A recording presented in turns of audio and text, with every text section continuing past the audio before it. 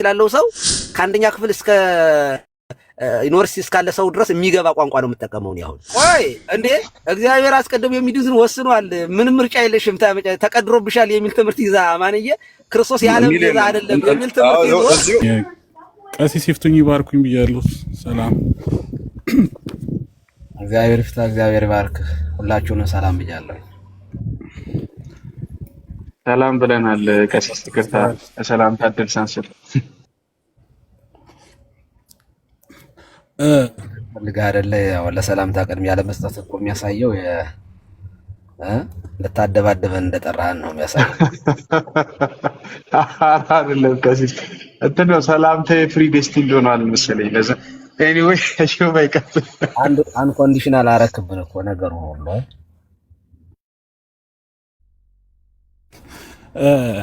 አይ መጀመሪያ ላይ ስንጀምር ሰው እኔም ለነገሩ መጀመሪያ ላይ አልገባውም፣ ግን ስለ ፍልስፍናና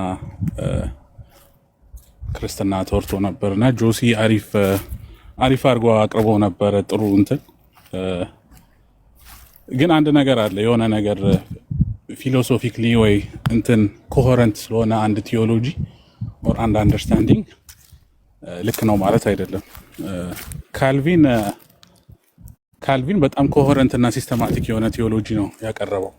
በዚህ ማንም የሚከራከር ያለ አይመስለኝም። ትክክለኛ ኮሄረንት ሲስተማቲክ የሆነ ደስ የሚል ሲስተማቲክ ቲዮሎጂ አቅርቧል። ግን ተሳስቷል። ሙሉ በሙሉ የተሳሳተ ቲዮሎጂ ነው ያቀረበው ካልቪን። ከቤተ ክርስቲያን ትውፊት ጋር የሚጋጭ በክርስቶስ የተገለጠውን እግዚአብሔር ኢግኖር የሚያደርግ እግዚአብሔር ፍቅር ነው ከሚለው ሳይሆን እግዚአብሔር ለክብሩ ነው አንድን ነገር የሚያደርገው ብሎ የደመደመ ቲዮሎጂያን ነው እሱና ሲስተማቲክሊ እና ኮሄረንትሊ አሁንም ትክክል እንዳለው በደንብ ሲስተማቲክ አድርጎ ማቅረብ ይቻላል። ካልቪኒዝምንም ቱሊፕንም ሁሉንም ነገር ግን ለዞም ፕሮቴስታንቲዝም ኦር ሪፎርሜሽን እንደ ስሙ ከሆነ እና የመጀመሪያ ሪፎርመሮቹም እንዳሉት ሪፎርሜሽን መቀጠል አለበት ካሉ ጥሩ ሪፎርም ቴዎሎጂያን ወጥተዋል። ባለፈው ክፍለ ዘመን እንደ ካርል ባርት አይነት ሰዎች ካልቪንን ሪፎርም ያደርጉ ማለት ነው። the best reformation has to offer እና ካርል ባርት ካልቪን ላይ ስቴይና ካልቪን እና ሌሎች እንደዚህ ፕሪዴስቲኔሽን እና እንትንን በደንብ አስምረው የሚናገሩ ቲዮሎጂያኖች ፕሬዘንቲዝም ተጠቅመው ነው። ፕሬዘንቲዝም ማለት 15ኛ 16ኛ ክፍለ ዘመን ኦር በሮማን ኤምፓየር በነበረው ሉላዊ አገዛዝ ኦር ሶቨርኒቲ አንደርስታንዲንግ ነው እግዚአብሔርን ያንን ሶቨርኒቲ የለጠፉበት ማለት ነው። ስለዚህ ሉላዊ አገዛዝ ኦር ኤምፓየሮቹ ኤምፐረሮቹ የነበራቸውን ኃይልና ሉዓላዊነት ያንን እንትን እግዚአብሔር ላይ ፕሮጀክት አድርገውት የሰውን ኢሜጅ ነው እግዚአብሔር ላይ ፕሮጀክት አድርገው ሶቨርኒቲ ፕሪዴስቲኔሽን ምናምን የሚባሉት ቲዮሎጂዎችን ፎርሙሌት ያደረጉት ማለት ነው። which is completely like ከሐዋርያው ቅዱስ ጳውሎስ ከጻፈው ኢንቴንሽን እና መልእክቶች ጋር የሚጻረን ማለት ነው እና ምንም እንትን ሊል አይችልም።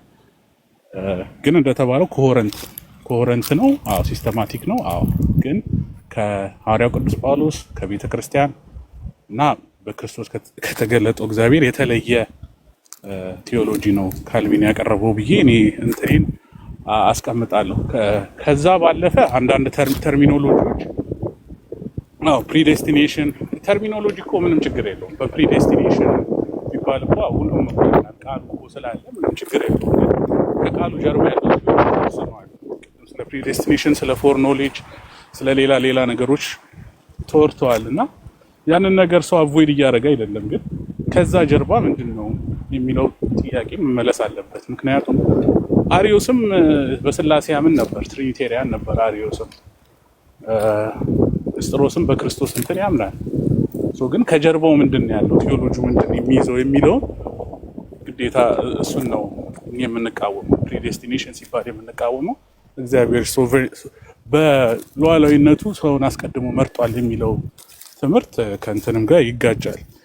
የመጨረሻ ነገር መናገር የሚፈልገው ፍሪ ዊል የተባለው ነገር ፍሪ ዊል ፔጋን እንትን ምናምን ሆኖ አይደለም። ለዛውም ለእናንተ ለቄልቄዶናውያን በጣም ቀላል ነገር መሆን አለበት። ዊል ፍሪ ዊል ምን ማለት እንደሆነ ክራይስት ሃዝ ቱ ዊልስ ተብላችሁ አምስተኛው ነው ስድስተኛው ኢኩሜኒካል ካውንስል እናንተ ላይ ስትወያዩ ፍሪ ዊልን በደንብ ተደርጎ ዲፋይን ተደርጓል። ስለዚህ ዊልን ራሱ እዛ ጋር ማየት ይቻላል እና ፍሪ ዊል ፔጋን ኮንሰፕት ኦር ከክርስቲያን ውጪ የሆነ እንትን ሳይሆን እግዚአብሔር ራሱ ፍሪ ስለሆነ እሱ እኛ ደግሞ በሱ ኢሜጅ እና ላይክነስ ከተፈጠረን እኛም ፍሪ ነን ማለት ነውና እሱን ነገር እንትን ማለት ፈልጋለሁ። ቴንክ ዩ ኤርሚ። ዮባ በጣም ቴንክ ዩ ኤርሚ። ልግባ ማለት ኮሜንት ልስጥበት አንተን ይሁን ኮሜንት ልስጥበት እንጂ ጥያቄ አይደለም። ባክ ፎርስ ከሚው ገባኝ ኮሜንት ነው የሰጠውና እዛ አይ አንድ ጥያቄ ልጠይቀው ፈልጌ ነበር ነው ራሴ። ኦኬ ቀጥል ዮባይ። ፕሪዴስቲኔሽንን ወይም ደግሞ ፕሪዴስቲኔሽንን የሚናገሩ ክፍሎችን እንዴት ነው የምትረዷቸው እናንተ? እኛ ይኸው ቀሲስም ስላሉ እንትን ማለት አውጥተን ማየት እንችላለን። እንትኑን የቱ ጋር እንዳለ በአውዱም መፍታት እንችላለን። ግን ፕሪዴስቲኔሽን እኛ ስንል በኮንዲሽናል እና በእግዚአብሔር ፎር ኖሌጅ ውስጥ እናስቀምጠዋለን። ቤተክርስቲያንን አማኞችንም እነዚህ እንትን እንላለን እንጂ እግዚአብሔር ሰውን መርጦ ሰውን እንትን ይላል ሳይሆን እግዚአብሔር የሰው ልጅን በሙሉ ነው የመረጠው። ከዛ ያንን ደግሞ ሲነርጂስቲክሊ እኛ ያንን ነገር እናምናለን ማለት ነው። ያንን ነገር እንቀበላለን ማለት ነው እንጂ እግዚአብሔር ፕሪደስትን ብቻ አድርጎ እግዚአብሔር እንትን ብቻ አይደለም። የኛ ሲነርጂስቲክ የሆነ ሳልቬሽን የምናምነው ኮቨናንት ዋይዝ ነው ወይስ ጀነራሊ ከግለሰቦች ዋይዝ ነው?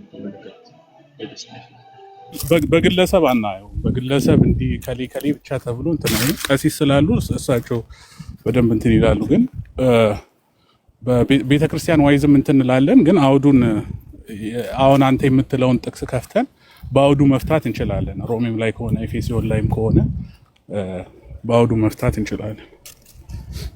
እሺ ትክክል እንትንን ሐሳብን ስጥና ከቀጥታ ነሳ የነበረውን ሐሳብ ከዛ ቀሲስ ይቀጥላል።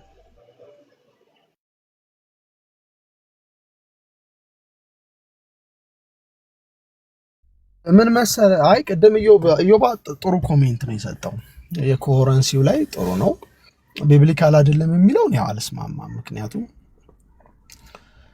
እሱ እንደዛ ቢል መብቱ ነው፣ ግን እኔ አልስማማም። መጽሐፍ ቅዱስ አይደለም የሚለው የቅዱሳት መጽሐፍ ድጋፍ እንዳለው ስለማምን ማለት ነው። ከዛ በተረፈ ግን ለምሳሌ የእግዚአብሔርን ፍቅር በሉዓላዊነት ተተክቷል የሚለውን እሳቤ ዲፌንድ ማድረግ እፈልጋለሁ። መጽሐፍ ቅዱሳችን እግዚአብሔር ፍቅር ነው ሲለን እንዴት ነው የሚያብራራው ብለን እኛ የምንተረጉምበት መንገድ አለ። እግዚአብሔር ፍቅር ነው ማለት ዓለማትን ከፈጠረ በኋላ ከዓለም ጋር ባለው ግንኙነት ያገኘው አዲስ ባህሪ አይደለም። የሥላሴ መገለጫ ነው ፍቅር። አባት ልጁን ይወደዋል፣ ልጅ አባትን ይወዳል፣ አባት ልጅን ይወዳል ብሎ መጽሐፍ ቅዱስ ይነግረናል። ስለዚህ the definition of love necessarily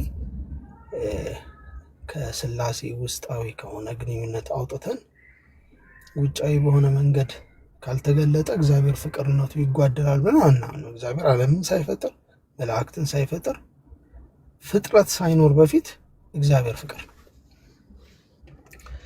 ስለዚህ ፍቅር አልያዘውም። ፍቅር የያዘው አይነት አምሮች አያስፈልግ። እግዚአብሔር ፍቅር የያዘው አይደለም የሚለው መጽሐፍ ቅዱስ። ፍቅሩን ሰጠን ነው የሚለው። ወደ ልጁ ፍቅር መንግስት አፈለሰን ነው የሚለው። ምንድነው የሆነው? ወደ እግዚአብሔር እና ወደ አባት ወደ ልጅ ወደ ነበረ ቤተሰብ ወደ ነበረ የሥላሴ ፍቅር ነው እግዚአብሔር ስቦ ያስገባን። ያንን ፍቅር ማየታችን ነው እኛ ፍቅር ብለን የምንተረጉመው እንጂ እግዚአብሔር ፍቅር ነው ሲባል ነሰሰርሊ እግዚአብሔር ፍቅርነቱ እንዲረጋገጥ ፍጥረት ዓለሙ ከሳይኖር በፊት ፍቅር ነበረ የሚል ዴፊኒሽን መስጠት የማንችለው አምላክ ነው ማለት አይደለም። ኦፍኮርስ ዓለሙን ይወዳል በብዙ አይነት ላቭ፣ ኤሌክቲቭ ላቭ አለው። ይሄው ለኃጥአኑም ለጻድቁም ፀሐይ ያወጣል እግዚአብሔር። ፍጥረቱ ለወደቀው ለሚበድለው ሰው ሳይቀር እግዚአብሔር ዝናብን ያዘንባል፣ ፀሐይንም ምሕረትን ያደርጋል። ሳልቬሽንን በተመለከተ ግን ነገረ ድነትን በተመለከተ ግን ስናስብ እግዚአብሔር የሰጠው ይህ አብ እንዴት ያለውን ፍቅር እንደሰጠን ተመልከቱ ይላል አንደኛ ዮሐንስ ምዕራፍ 3 it's a different love forwarded የሆነ በክርስቶስ ኢየሱስ ኤክስፕረስድ የሆነ በመንፈስ ቅዱስ ሮሜ 5 ላይ እንደሚናገረው ፍቅር በልባችን ስለፈሰሰ ይላል። በመንፈስ ቅዱስ አማካኝነት በልባችን የፈሰሰ እግዚአብሔር እንደሚወደን አባታችን እንደሆነ ያወቅንበትን አይነት ፍቅር ዓለም ሁሉ ይህን የእግዚአብሔር ፍቅር ያውቃል ብለን አናምንም። ደግሞ ሪያሊቲ ዓለም እግዚአብሔር ይወደኛል እያለ አያስብም። የእግዚአብሔር ጠላት ነው እንደው የሚለው ዓለም መጽሐፍ ቅዱስ። ስለዚህ የእግዚአብሔር ፍቅር የተገለጠበትን መንገድ ችግሩ አርሜኒያንስ እንዴት ነው የሚያስቡት? ፍቅር የሚለውን ዴፊኒሽን ኤክስተርናሊ ሌላ ኦብጀክት ሲወድ ነው እግዚአብሔር ፍቅር መሆን ያለበት ብለው ያስባሉ። ነው ዘ ኦብጀክት ኦፍ ሂዝ ትሩ ላቭ ማለት ነው።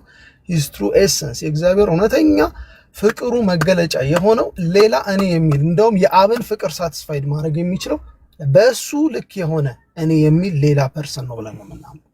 ያ ፐርሰን ዘ ሰከንድ ፐርሰን ኦፍ ዘ ትሪኒቲ ነው። ስለዚህ የእግዚአብሔርን ፍቅር ኮምፕሮማይዝ ያደርጋል የሚለው ሀሳብ ይሄ አይደለም። ሉዓላዊነቱን ፍቅሩን ያማከለ ነው ትምህርቱ። ፍቅር ሲባል ግን ነሰሰርሊ እናንተ ወይንም ኢዮብ ያቀረበው ወይንም አርሜኒያንስ የሚያቀርቡት አይነት የፍቅር ዴፊኒሽን ካልተሰጠ ማለት እግዚአብሔር ፍቅር ካልያዘው ፍቅር አይባልም የሚል ትርጉም ካላመጣ በስተቀር የፍቅር ትርጉም አልተዛባም ብለን ደግሞ እናምናለን ማለት ነው። እቺን ለማብራራት ነው። ቴንክ ዩ።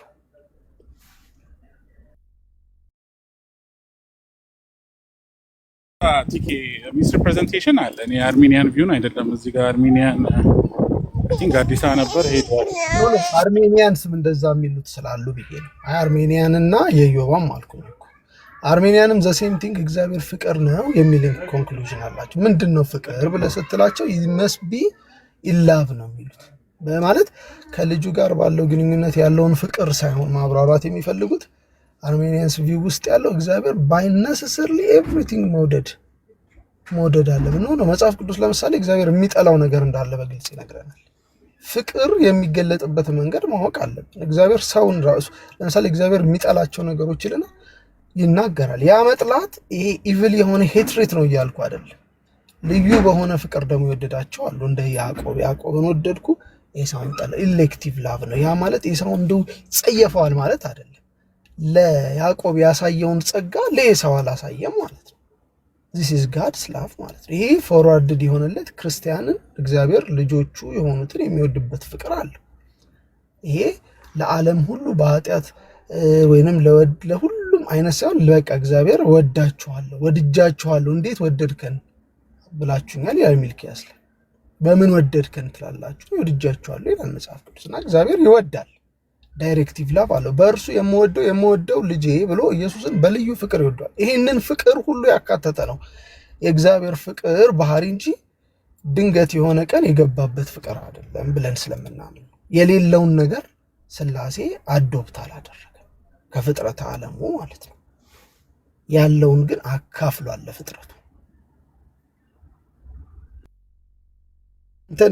አንተን ሚስ ሪፕሬዘንት ለማድረግ ሳይሆን አርሜኒያንስም ዘሴም አይነት አፕሮች ስላላቸው ነው በዛ ላይ እንትን ያልኩት ለማለት ነው። ይኸው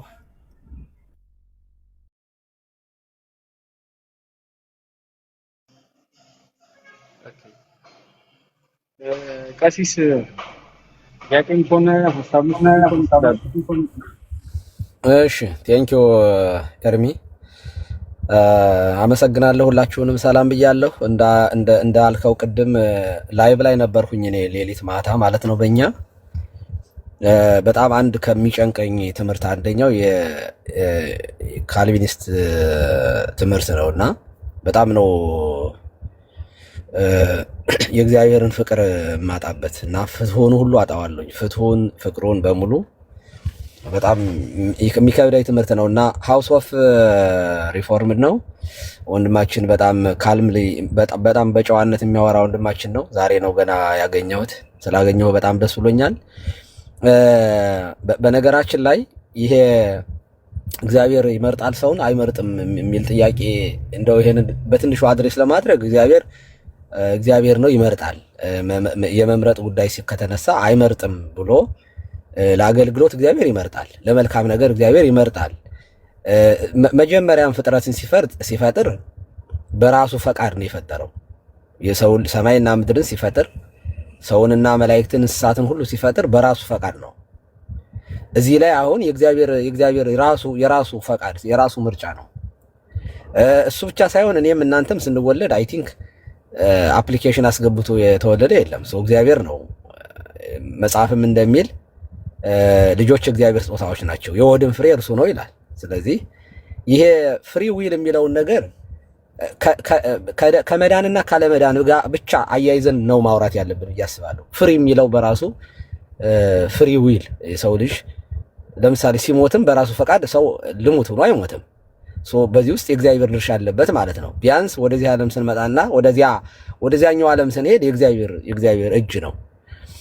አሁን ማውራት ያለብን ግን አንደኛ የእግዚአብሔርን ፍትህን ወይንም የእግዚአብሔርን ፍትሁን መካከል ላይ አድርገን ፍቅሩንም እያየን ከመዳንና ካለመዳን አንጻር ብቻ ነው ማውራትን የሚፈልገው። ጥያቄም እዚህ ላይ ነው ያለው። ኢዮብ ሚውት አድርገው እና ከመዳንና ካለመዳን ጋር በተያያዘ ግን እግዚአብሔር የማይድኑትን ሰዎች ሲፈጥር ከመጀመሪያው ጀምሮ አስቀድሞ የሚድኑትንም እንደዚህ አድርጎ ፈጥሯል የሚለው ከመጀመሪያው የሰው ልጅ አፈጣጠር ጀምሮ ፎልስ ነው፣ ስተት ነው። ምክንያቱም እግዚአብሔር ሰውን ሲፈጥረው መምረጥ የሚችል ነፃ የሆነ መከተል ህጉን ሲሰጠው እንኳ ቢፈልግ የሚበላ መብላት የሚችል ያንን ዕፀ በለስን ካልፈለገ ደግሞ ማለትም ህጉን መጠበቅ የሚችልበትን ሙሉ የሆነ ጸጋ ዕውቀት ሰጥቶ ነው በገነት ያኖረው። ኦኬ። ስለዚህ ያንን ነፃነቱን ተጠቅሞ የሰው ልጅ ወድቋል። የሰው ልጅ ራሱ ነው ሰው ወዶ ፈቅዶ ነው አስገድዶ ነው አትበላም ብሎ አልከለከለው፣ ብላ ብሎም ፑሽ አላደረገው፣ ህጉን ሰጠው። ያንን መጠበቅ የሚያስችል ሙሉ ብቃት ያለው አድርጎ ፈጥሮታል። እዚህ ላይ የእግዚአብሔር ፍትህ ይታያል ማለት ነው። ምክንያቱም የኛ መታዘዝና ለመታዘዝ ይወስነዋል እዚያ ላይ ማለት ነው። ከዚህ አንጻር እኔ ወንድማችን ትክክልን መጠየቅ የምፈልገው ምን ብዬ ነው መጠየቅ የምፈልገው? እግዚአብሔር የሚድኑትንና የማይድኑትን አስቀድሞ እግዚአብሔር መርጧል ብለህ ታምናለህ? የመጀመሪያ ጥያቄ ነው። የሚድኑትንም የማይድኑትንም አስቀድሞ ወስኖ ፈጥሯል ብለህ ታምናለህ? ወንድማችን ትክክል ማብራሪያ ያለው መልስ ልስጥ ወይስ እንደዚህ አይነት አጠር ያለ መልስ በመስጠት እንትን እንዳይል ብዬ ነው።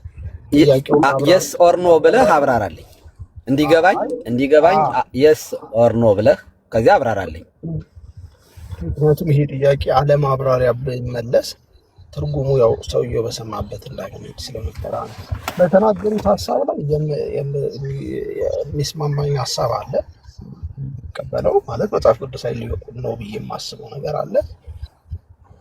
ግን ለተጠየቀው ጥያቄ መልስ ለመስጠት ቅድም ትንሽ መልሼበታለሁ። ምናልባት እርሶ ዘግየት ብለው ስለመጡ ሊሆን ይችላል። እኛ ምርጫን በተመለከተ የመጀመሪያ እግዚአብሔር ሉዓላዊ ውሳኔዎችን እግዚአብሔር ያልወሰናቸው እግዚአብሔር ይሁን ያላለው እንግዳ ነገር በምድር ላይ ይሆናል ብለን አንልም። ይሄ ግልጽ ትምህርት ስለሆነ ማለት ነው። የምን ማለት ነው? ለእግዚአብሔር አዲስ ነገር የሚሰማው ነገር አዲስ ኢንፎርሜሽን የሚያውቀው ነገር የለም። ሁሉም አዋቂ የለም። እኔም እስማማለሁ። አዲስ ነገር እሱ የማያውቀው ነገር የለም። ወደፊትም የሚያውቀው ነገር ሳይሆን እውቀቱ የሚሆን እውቀት ብለን ነው የምናምን። ማለት የሚሆነውን ነገር ነው እንጂ የሚያውቀው ሊሆን የሚችል ፖሲቢሊቲ ብቻ ነው ብለን አናምንም። የፈቀደው ነው የሚሆነው ማለት ነው። ይሄንን የፈቀደው ነው ሳይሆን የፈቀደው ነው የሚለው ያፈርሳል። የፈቀደው ነው ሳይሆን ወደፊት ያለውን ነገር ሰዎቹ ነፃ ፈቃዳቸውን ተጠቅመው ሊሰሩ የሚችሉትን እግዚአብሔር ያውቃል፣ የስ ያውቃል። ከዛ በተረፈ ግን የሱ ፈቃድ ብቻ የሚፈጸምባቸው ናቸው ከሆነ ግን አልስማማም። አሁን ጥሩ ሀሳብ ወጣለት፣ ጥሩ ነው የመጡልኝ። ለምሳሌ እግዚአብሔር ወደፊት የሚሆኑትን ነገሮች ዊዛውት ሂዝ ፐርሚሽን ሚርሊ እሱ ሳይፈቅድ የመሆን እድል አላቸው ማለት ለምሳሌ ሊቀየር ይችላል። በሆነ ለምሳሌ ሁላችንም የዓለም መጨረሻ ቆይ አሁን ይሄንን ቆይ ይኸውልህ ይሄንን የምናወራውን ምን ብያለሁ ቅድም? አሁን ከመዳንና ካለመዳን ጋር ነው የምናወራው፣ በተያያዘ ብቻ ነው የምናወራው። ምክንያቱም ኦኬ እኔን እግዚአብሔር በራሱ ፈቃድ ነው እኔን ወደዚህ ዓለም ያመጣኝ። ለምሳሌ በዚህ የእግዚአብሔር ሉዓላዊነት ነው የምናውቀው። ፈጣሪ ነው እሱ። ኦኬ ይፈጥራል። መፍጠር የእሱ ስራ ነው፣ የእኛ ድርሻ ምንም የለበትም እዚህ ውስጥ። ኦኬ ፈጣሪ ነው፣ ይህ ሉዓላዊነቱ ነው። ግን ከፈጠረ በኋላ አንደኛ ሲፈጥር ለመጥፎ ነገር ብሎ የሚፈጥረው ሰውን ሲፈጥረው፣ በተለይ ሰውን መላእክትና ሰውን ለመጥፎ ሌላም ነገር ልል ይችላል፣ ግን እኛ ላይ ብቻ ሴንተር እናድርግ። ሲፈጥረን ግን እርሱን የመከተልና ያለመከተል ሙሉ መብት ያለን አድርጎ ነው ወደዚህ ዓለም ያመጣን ነው ጥያቄው። እሺ ጥሩ። አሁን ወደ እውነት ነው ሰፍቶ ወደ ሌላ ሐሳብ እንዳይሄድ፣ ግን እግዚአብሔር ሁሉን አዋቂ ነው ስንል አዲስ ለኛ ይሄ ኦል ኖዊንግ የሚለው ሐሳብ ድንገት የሚያውቀው የሚቀየር ሐሳብ የሚሆን ነገር የለም። ይሄ ምንም ኢንፎርሜሽን ባህሪው ነው። ይሄንን ከአዲስ መረጃ የሚደርሰው አይደለም ብለን ስለምናስብ በቃ ሁሉ ነገር የሚሆነው በእግዚአብሔር እውቀት ነው። ያ ነገር ደግሞ የሚሆነው እግዚአብሔር ማወቁ ብቻ ሳይሆን ሚር ኖሌጅ እንደሚሆኑ ነገሮቹ እንደሚሆኑ አስቀድሞ ስለሚያውቃቸው ብቻ ሳይሆን እንዲሆኑ አምላክ ስለሆነ እንዲሆኑ እንዲከሰቱ በእኛ ፈቃድ ሊሆን ይችላል። እኛ እንሆናለን የምናደርገው፣ ግን ከእግዚአብሔር ፈቃድ ውጭ የሚሆኑ ነገሮች ግን አይደሉም። እግዚአብሔር ፈቅዷቸው ነው ብለን እናምናለን። ይሄንን በዚህ ያ ማለት ነፃ ፈቃድ ስለሰጠን ማለት ነው።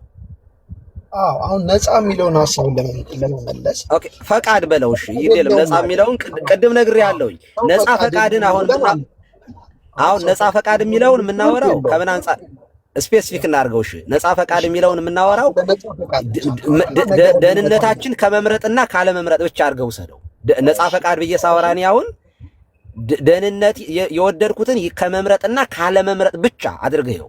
ለምሳሌ ከመሞት ወደዚህ ዓለም ከመምጣት ጋር አታያይዘው። ነፃ ፈቃድን ደህንነት ላይ ስለሆነ የምናወራው እዚች ላይ ብቻ ነፃ ፈቃድ እንዳለን አምናለሁ። እሺ ትክክል። ገረድነትን ማዕከል አድርጌ የነፃ ፈቃድን ኮንሰፕት ብቻ ላወራ ፈቃድ አለን ብለን እናምናለን። ልክ ነው፣ ሁሉም ሰው ያምናል ፈቃድ። ምክንያቱም ፋካሊቲ ኦፍ የመምረጥ መብት ማለት ነው፣ ወይ ወደ ግራ ወይ ወደ ቀኝ የሚሄድ ማለት ነው። ለምሳሌ አንድ ሰው ወደ ግራና ወደ ቀኝ የሚሄድበት ምክንያት ግን ዝም ብሎ አለ ግራ አለ ቀኝ ተጽዕኖ ሊሆን አይችልም ብለንም እናምናለን። የሰው ልጅ ባህሪ ስለሆነ ለምሳሌ በቀኝ ይሄድ ፀሐይ አለ፣ በግራ ይሄድ ጥላ ነው ብሎ ያስባል። ጥላው ተጽዕኖ ስላረገበት ውሳኔው በዛ ላይ ይመረኮዛል። ዝም ብሎ ኒውትራል ሆኖ ሰው አይመርጥም። ምርጫ የሚለው ሐሳብ ይሄ የምርጫ ኮንሰፕት። ሁለተኛ የሰው ሐሳብ ሊቀያየር ይችላል። ወደ ጥላው ከመሄድ ደግሞ ፀሐይ ልሙቅ ብሎ ደግሞ ወደዚህ ሊሄድ ይችላል። ምርጫ ቮላታይል ነው። ወይንም እግዚአብሔርን መምረጥ የሚባለው ነገር ዝም ብሎ አንድ ሰው መርጦታልና ለዘላለም መርጦት ይኖራል ልንል አንችልም። ላይመርጠውም ደግሞ ይችላል።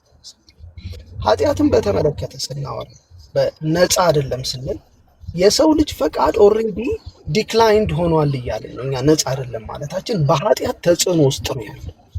እግዚአብሔርን ለመውደድ የሚያስችል ተጽዕኖ በፈቃዱ እግዚአብሔርን ወዶ እንዳይመርጠው ያ የኃጢአት የውድቀት ውጤት ይዞታል እያለው ነፃ አይደለም። ግን በጣም ጥሩ ነገር እየመጣልኝ ስለሆነ የመጀመሪያው ካቶሊክ ውስጥ ከመጀመሪያው ይሄ የነፃ ፈቃድ የለም ስንል ሰውየው የሚመርጥበት ፋካሊቲው እግዚአብሔርን ለመምረጥ የሚያስችለውን ፋካሊቲው ኦልሬዲ በተጽዕኖ ስር ነው። በሰይጣን በዓለም በኃጢአት ተጽዕኖ ስር ነው። ስለዚህ እግዚአብሔርን እንዲመርጥ በፈቃዱ ወንጌል መስማት አለበት። እግዚአብሔር ሊደርስለት ይገባል። ተጽዕኖ ሊነሳለት ይገባል። እነዚህ ተጽዕኖ ራሱ ሰውየው መምረጥ ይችላል። ሰውየው መምረጥ ይችላል። ታዲያ የሚመርጠውማ ሰው እኮ ነው። የምናምነው እኮ እኛ ስናምን ግን ያመነው ኮንዲሽናል ኢሌክሽን እኮ አለ እኮ። አሁን እዚህ ጋር ይኸው ቆይ አንድ ጊዜ የገባኝ ነገር እንድታረመኝ ማለት እኔ የተረዳሁትን ነገር ትክክል ካልሆነ አንደኛ መጀመሪያ እግዚአብሔር ከፍጥረት አስቀድሞ ሲፈጥር የሚድኑትንና የማይድኑትን ወስኖ ፈጠረ። እንደዛ አይደለም። የሰው ልጆችን ፈጠረ። ከመፍጠሩ በፊት እግዚአብሔር በምድር ላይ የሚሆን ለዛ ነው ቅድም የሉዓላዊነትን የማያውቀው ነገር የለም ብዬ ጀምሬ እኮ ስለተቋረጥኩ ነው እንጂ አንድ እሺ እንትንን አብራራልኝ። እሺ ያው ምን ላብራራ? ቶታል ዲፕራይቬቲ ቱሊፕን አብራራልኝ። የመጀመሪያውን ቲን አብራራልኝ። ቶታል ዲፕራይቬቲ ያው ኤርሚ ፈቅደሃል በሚለው ባጭሩ ላብራራ ከጊዜ አንጻር ሰፊ ስለሆነ ቶታል ዲፕራይቬቲ ቶታል ዲፕራይቬቲ ማለት በደንብ ላስረዳ። ሁለንተናዊ ውድቀት ብለን ስንል በጣም በምሳሌ ባረገው ለሌላም ሰው እርሱ አይረዱኝም ብዬ ሳይሆን ከታችም ያሉ ሰዎች በደንብ እንዲገባቸው ጥያቄውን ለጠየቀ ለምሳሌ የሰው ልጅ ፋካሊቲ የሰው ልጅ ማንነት 3 ነው ብለን እናስብ። ያው በሁለት ግን 3 የሚሉ ሰዎች ስላሉ ማለት ሰው ስጋ አለው፣ ነፍስ አለው፣ መንፈስ አለው ብለን እናስብ። ቶታል ዲፕራይቬቲ ማለት በኃጢአት ምክንያት አፌክትድ ያልሆነ የሰው ማንነት የለም ማለት ነው። ብዙ ሰዎች የሚሳሳቱት ግን ምንድነው ሰው አይልም ግን እንደዚህ አንተ አሁን አቃንተ ተረጎምከው እንጂ ራሱን መጀመሪያ ቶታል ዲፕራይቬቲ ማለት ዲፋይን አድርገው ዝም ብለህ ምንም ነገር ላይ ያረኩት ቶታል ዲፕራይቬቲ ይባላል። ሌላ ቋንቋው ራዲካል ኮራፕሽን ብለን እንለዋለን ተርሙ። ቶታል ዲፕራይቬቲ ማለት ምንድነው የሚያሳየው የአንድን ነገር የጨለመበት ደረጃ ኤክስቴንትና ይሄ ስፋቱን ምን ያህል ክፉ ነው ብለን አይደለም አንድን ነገር የምንገልጽበት ክፋት ያነካው ነገር የለም እያለ ነው። ለምሳሌ ሐሳባችን ከኃጢአት ተጽዕኖ ውስጥ ነው፣ ስጋችን በኃጢአት ምክንያት የወደቀ ነው፣ ነፍሳችን ከኃጢአት ጋር በተያያዘ ነው ውሳኔ የምትወስነው። ኃጢአት የውድቀት ፎልን ኔቸር ስላለን ማለት ነው። መንፈሳችን በኃጢአት ምክንያት የተጎዳ ነው። ይሄ ሁሉ ማንነታችን ኦልሬዲ በኃጢአት እዚህ ላይ ግን እዚህ ጋር ቆይ ካኖት ቹዝ እግዚአብሔርን መምረጥ አይችልም ትላላችሁ አይደለ? ኦኬ በኃጢአት ወድቋል የሚለው እንስማማለን። ምንም ጥያቄ የለም። ሁሉም ኃጢአት ሰርቷል። የማይመርጠው ግን የሚመርጥበት ካፓሲቲ ያንን የመምረጫውን የያዘው ኃይል ቆይ አይደለም እሱ የጸጋ ጉዳይ ነው። የመቻል ያለመቻል ጉዳይ ሌላ ነው። ግን የመምረጥ ግን መልካሙን ነገር የመፈለግ ግን ፈቃድ አለው። ለምሳሌ አሕዛብን ብትወስድ አሕዛብ ራሱ ድንጋይ እንትን አለዝበው እንጨት ጠርበው ሲያመልኩ የነበሩት አምላክን የመፈለግ ውስጣቸው አምሽስ መኖሩን ነው የሚያሳየው። እንደውም ይሄንን ጎርጎርዮስ በደንብ አድርጎ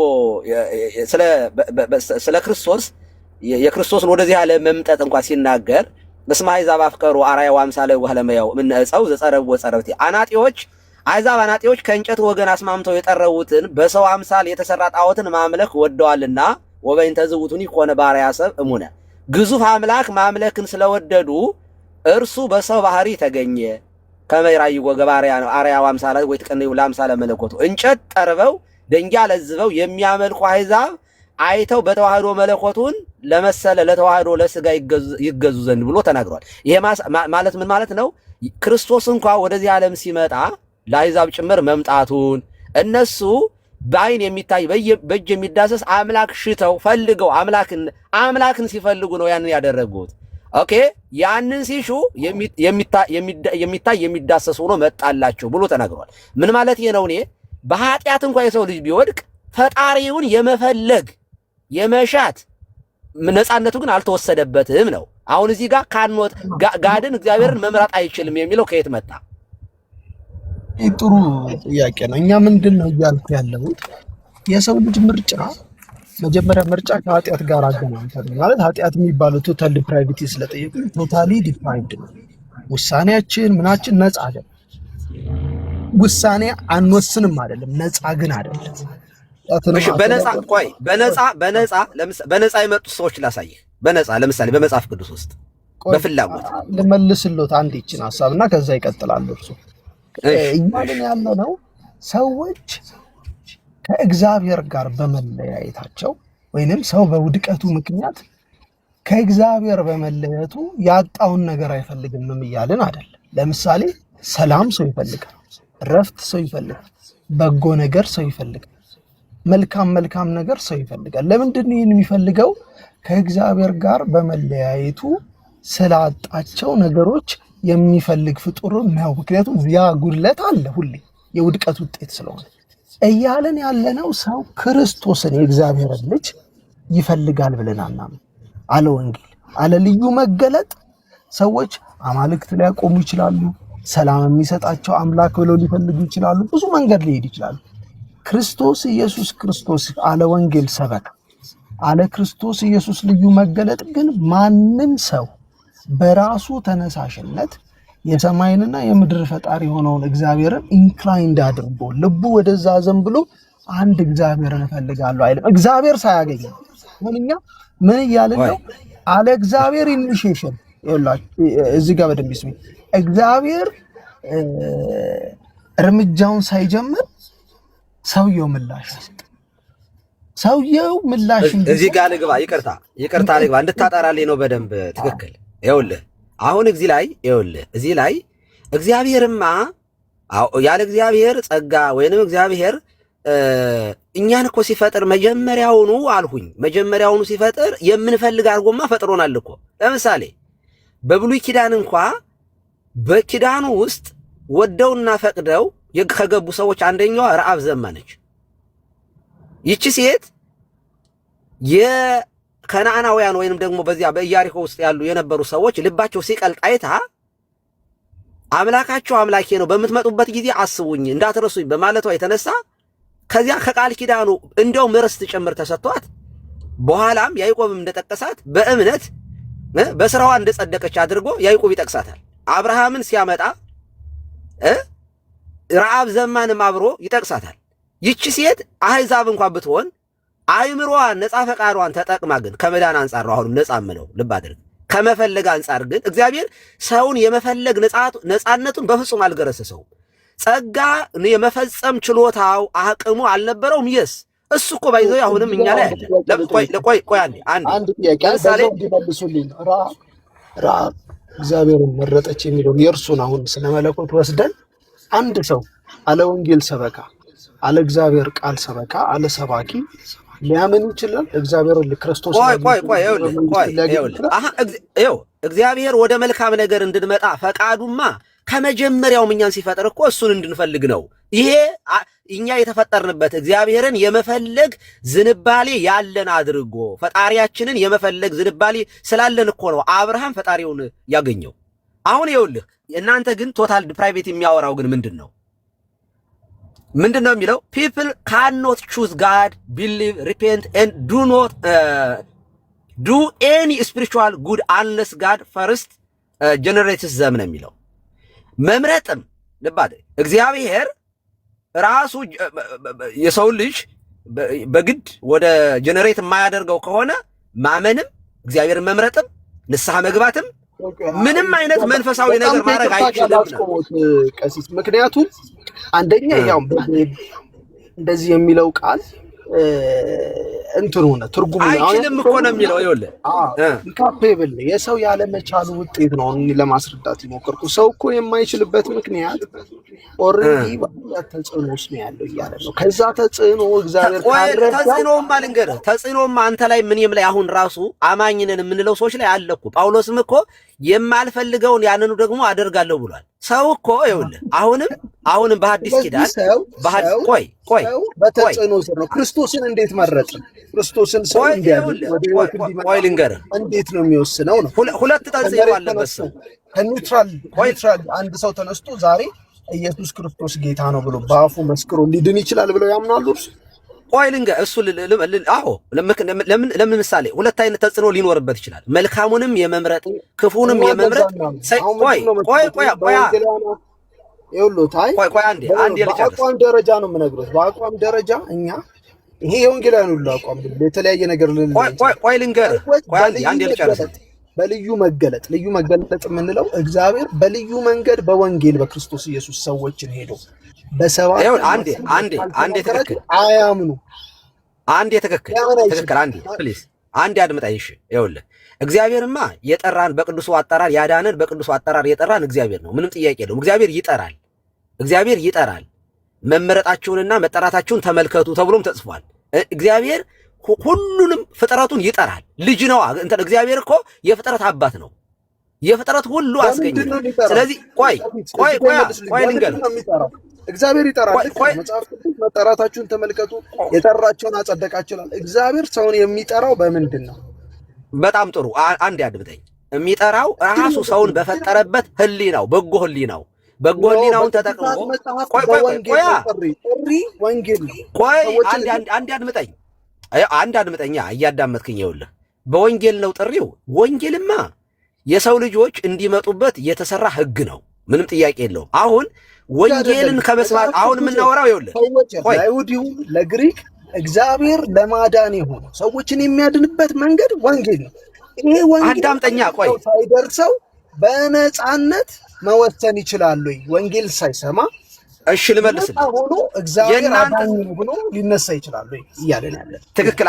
አንዴ ትክክል። ይኸውልህ አሁን ቶታል ፕራይቬሲ እንደዚህ ብናረግስ ልጨርስና አንዴ ልጨርስ። አንዴ ኤርሚያስ ይችን አሁን እኮ መጀመሪያው ላይ ከተስማማን ቶታል ፕራይቬት ላይ ከተስማማን እኮ ሌላው ካኖት ነው የሚለው ፈጣሪን መምረጥም ማመንም ንስሐ መግባትም አይቻልም ነው የሚለው።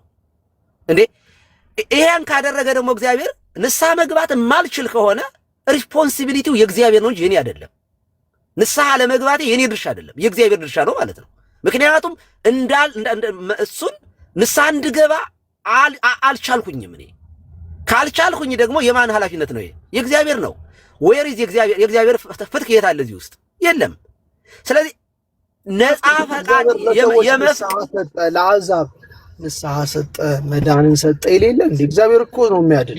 ለምሳሌ ወንጌል ይኸውልህ፣ ትክክል ወንጌላ ወደ አንተ ለምሳሌ ሲሰበክልህ እምቢ ማለትም እሺ ማለትም መብት አለህ። አየህ ወንጌል ይሰበክልሃል። ሲሰበክልህ ግን የሚወደኝ ይከተለኝ አይደል ያለው? ከወደድክ ትከተለዋለህ። እዚህ ጋር በጣም እዚህ ጋር አንድ ሀሳብ ልንገሮት። አሁን እምቢ ብቻ ማለት አይደለም፣ ትክክለኛ አገላለጽ ነው ለመግለጽ የሞከሩት። ግን መጽሐፍ ቅዱሳችንን ስንመለከት እምቢ ማለት እኮ ኦልሬዲ ያለንበት ፖዚሽን ነው። ኦልሬዲ እኮ ያለንበት ኮንዲሽን ነው። አሁን ሰው የማይችለው እኮ እሺ ማለት ነው የማይችለው ሰው እኮ አይደለም። አንተ ከወንጌል አንጻር ነው ወንጌል ሲሰበክ። አሁን ይኸውልህ ለዚህ ሞመንት ነው የማወራው። ወንጌል ለሰዎች ካልተሰበከ፣ ክርስቶስ ለሰዎች ካልተሰበከ መጽሐፍ ቅዱስ በግልጽ ምንድን ነው የሚለው? ጠላቶች ሳላችሁ ነው የሚለው። የሰው ልጅ ፖዚሽናሊ ወንጌል ያልሰማ ሰው ከእግዚአብሔር ጋር ከራሱ አለ ወንጌል ድምፅ፣ አለ ወንጌል ሰበካ፣ አለ ሰባኪ እምነት ፈጥሮ ራሱ እግዚአብሔር እሱ ላይ እኮ ክርክር የለንም። ትክክል። አሁን ይሄን የምናወራውን ወንጌል ነፃ አይደለም ስንል ያንን ነው እያለን ያለ ነው። ነፃ አይደለም በጎና ክፉ የማይለይ እያለን ሳይሆን ነፃ አይደለም የሚለው ሐሳብ እግዚአብሔርን በተመለከተ ጉዳይ ስፒሪቹዋል አንብቦታል ቅድም መንፈሳዊ ውሳኔውን በተመለከተ ጉዳይ ሰው ከኃጢአት እና ከሰይጣን ውጪ ሊሆን አይችልም። እንደውም ጳውሎስ ምንድነው ያለው ኤፌሶን 2 ላይ እናንተ አስቀድማችሁ ጥያቄ ልያዳፈርክ ነው። ጥያቄ ግልጽ ነው። እኔ የማወራው ጥያቄ ትክክል ተመላለሳችሁ ካለ ፈቃድ በእኛ ላይ የሚሰራ ሌላ ፈቃድ አለ ማለት ነው። ጥያቄ እኔ የማወራው አማርኛ በነገራችን ላይ ለማንኛውም ሰው የሚገባ ነው። ቴዎሎጂካል ወርድ ምናምን ተጠቅሜ ምናምን ስለሆነ እያወራው ያለሁት እንደዚህ አይደለም። በጣም ግልጽ ቁልጭ ለማንኛውም ታች ላለው ሰው ከአንደኛ ክፍል እስከ ዩኒቨርሲቲ እስካለ ሰው ድረስ የሚገባ ቋንቋ ነው የምጠቀመው። አሁን ወንጌል ሲሰበክ ይኸውልህ፣ አሁን እዚህ ውስጥ በነገራችን ላይ ሙስሊም እየሰማ ሊሆን ይችላል። አየህ እየሰማ ሊሆን ይችላል። ሰምቶ የመዳንን ወንጌል የመቀበል መብት አለው። ማን እግዚአብሔርን መምረጥ አትችልም የሚባል አይደለም። አንድ ሙስሊም መምረጥ ስለሚችል ነው እኔ በነፃነት እጄ ወንጌልን የምሰብክለት። ኦኬ። ስለዚህ ያ ሰውዬ ከወሰነ የሚወደኝ ይከተለኝ አለ ጌታ። ኦኬ። ወንጌል ራሱ የነፃነት ጥሪ ነው። ከወደዳችሁ ተከተሉኝ፣ የመዳን ወንጌል ይሄ ነው አለ። ሰው በልጁ የሚያምን የዘላለም ሕይወት አለው፣ የማያምን ይፈረድበታል። ኦኬ። ስለዚህ ማመንና አለማመን የሚባል ነገር አሁንም አለ ህጉ። ካመን ከወደድክ ትከተለዋለህ። ከወደድክ 10 ለምጻሞች ዳኑ፣ አንዱ ተከተለው፣ 9 ወዴት አሉ አለ። በቃ ምርጫቸው ነው፣ 9 የሉም። ስለዚህ ይሄ ፈቃድ በማንኛውም ሰው ላይ አለ። እግዚአብሔርን የመምረጥ ነፃነት አለ ነው ይሄ። አንተ ግን ያንተ ቶታል ፕራይቬቲንግ የሚያብራራው ካኖት ነው። እግዚአብሔርን መምረጥ አትችልም ነው የሚለው። አዎ ለምንድን ነው የሚለውን ነው እኮ እያብራራ ያለሁት እኮ። መምረጥ ካልቻልኩኝ ለምንድን ነው የምጠየቀው ነው? አዎ አሁን ጥሩ ጥያቄ እሱ ነው። መምረጥ ካልቻልኩ ለምንድን ነው የምጠየቀው? እግዚአብሔር ጸጋን ማዳንን ሲያደርግ የሚጠየቁት በመጀመሪያ እግዚአብሔርን መምረጥ ስለቻሉ አይደለም ሰው የሚጠየቀው። ሰው የሚጠየቀው በኃጢአቱ ምክንያት ነው፣ ኃጢአት ስለሚሰራ ነው። መዳንን ግን ስላልመረጠ ምናምን ተብሎ አይደለም። በቃ ኃጢአተኛ ሰው የሚድኑትን እግዚአብሔር አስቀድሞ አንኮንዲሽናል ኢሌክሽን እኮ አለ። አሁን የምትለው ትክክል አይደለም። አንኮንዲሽናል ኢሌክሽንን እኮ ልመጣለት ነው። አሁን 3-4 ቦታ ከገባን መምረጥ ይችላል እያልከኝ ነው። አንኮንዲሽናል የሆኑ አስቀድሞ እግዚአብሔር ከመረጠ እንዴት ነው መምረጥ የሚችለው? ኦልሬዲ እኮ እግዚአብሔር እኮ የሚድኑትና የማይድኑትን ወስኗል። አንድ ጥያቄ ልጠይቅህ፣ በጣም እንዲ አንኮንዲሽናል ኢሌክሽንን እንዲረዱኝ ማለት ነው። ለምሳሌ በሁለት ሰዎች ወንጌልን እርሶ ሰብከው አንዱ ሰውዬ አምኖ ክርስቲያን ሆነ፣ አንደኛው አላምንም አለ። በሁለቱ ሰዎች መካከል ያለው ልዩነት ለመዳናቸው ሁለቱ ሰዎች መካከል ያለው ልዩነት ምንድነው? እምነት ነው የሚሉኝ አይደል? አዎ የምርጫ ጉዳይ ነው። የመምረጥ ጉዳይ ነው። ስለዚህ እግዚአብሔር ይሄኛውንም ሰውዬ ለማዳን ይፈልጋል። ነገር ግን ሰውዬው እምቢ ስላለ አልዳነም። ያኛው ሰውዬ ግን የዳነው ከዚህኛው ሰውዬ ይልቅ የተሻለ ውሳኔ ስለወሰነ ነው ማለት ነው። በትክክል። ስለዚህ ይሄ ሰውዬ የዳነበት ምክንያት እግዚአብሔር በስራው ነው የዳነው ማለት ነው። ሰውዬው በሰራው ስራ፣ እምነት ሳይሆን ይሄ ስራ ይሆናል ማለት ነው። ለምን? መታዘዝማ ግድ ነው። መታዘዝማ ካልቻልክ ያለ መታዘዝ እምነት እኮ ያለ እምነት ሲጀመር ይኸውልህ የተሻለ እምነት ውስጥ በየትኛውም እምነት ይኸውልህ እምነት መታዘዝ ይኸውልህ ቆይ ልንገርህ፣ ወንጌል ተሰበከ ከኃጢአተኛው ይልቅ ይሄኛው ጻድቅ ሆኖ የተገኘው ወይንም እግዚአብሔርን የመረጠው ሰው የተሻለ ናቹራሊ የተሻለ ፍጥረት ወይንም የተሻለ ባህሪ ስላለው ነው ምንለው አይደል? ይኸውልህ መጽሐፍ ቅዱስ ይኸውልህ ዮሐንስ ወንጌል ምዕራፍ 16 ቁጥር 6 ላይ አንድ ነገር ይናገራል። እንዲህ ይላል፣ አጽናኙ ወደ እናንተ ይመጣል ያለ። ሲመጣ ዓለምን ስለ 3 ነገር ይወቅሳል አለ። ዓለምን ነው። ኦኬ፣ መንፈስ ቅዱስ ይመጣና አንድ ሰው ወደ ዓለም ይመጣና ኦኬ ይወቅሳል። ምን ብሎ ነው የሚወቅሰው? ስለ ኃጢአት በእኔ ስለማያምኑ ነው። ስለ ኃጢአት፣ ስለ ጽድቅ፣ ስለ ፍርድ ካለ በኋላ ስለ ኃጢአት በእኔ ስለማያምኑ ነው አለ። ኦኬ፣ ስለዚህ መንፈስ ቅዱስ ይመጣና በልጁ በክርስቶስ እመኑ ብሎ ማንኛውንም ሰው ይወቅሳል። ማንኛውንም ይወቅሳል። ጥሪው ሁልጊዜ ከእግዚአብሔር እንደዚህ ያለ ነገር ይመጣል። ምክንያቱም የጠራን እሱ ነው። ልክ ነው። ጥሪውን ቆይ አትገባብኝ። አንዴ ባጭሩ ልጨርስልህ ነው። መጣና ጠራ፣ መንፈስ ቅዱስ ሁሉንም ጠራ።